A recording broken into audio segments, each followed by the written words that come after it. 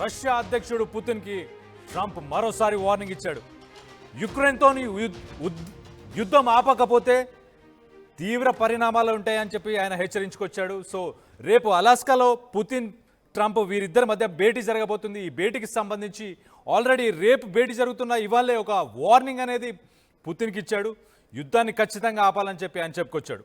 మీటింగ్కి ముందే పుతిన్కి వార్నింగ్ ఇచ్చి దాని తర్వాత పుతిన్ నా మాట వినాలి, యుక్రెయిన్తో రష్యా యుద్ధాన్ని ఆపాలని చెప్పి ఆయన చెప్పుకొచ్చాడు. లేకపోతే అత్యంత తీవ్ర పరిణామాలు ఎదుర్కోవాల్సి వస్తుంది. అలాగే రెండో దఫా ఆంక్షలు కూడా విధిస్తాను. నేను ఇప్పటికే ట్రేడ్కి సంబంధించి మిగతా వాటి అన్నిటికీ సంబంధించి రష్యా మీద ఏదైతే ఆంక్షల్ని విధించానో వాటిని పెంచుతాను రానున్న కొన్ని రోజుల్లో, నువ్వు కనుక యుద్ధాన్ని ఆపకపోతే అని చెప్పి ఆయన చెప్పుకొచ్చాడు. అలాగే యుక్రెయిన్ భూభాగం విషయంలో ఆయన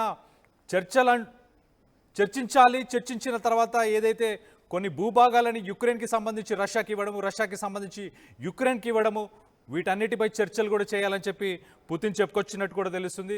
సమావేశం నిర్వహించేందుకు కూడా ఆయన ఏర్పాటు చేస్తున్నాను, ఆ ఏర్పాటు చేసిన తర్వాత ఇరువురితో కూడా భేటీ పెడతాను, అలాగే జెలెన్స్కీ కావచ్చు పుతిన్ కావచ్చు వీళ్ళిద్దరిని పిలిచి వాళ్ళిద్దరితోని భేటీ అనేది నిర్వహిస్తానని చెప్పి ఆయన చెప్పుకొచ్చాడు.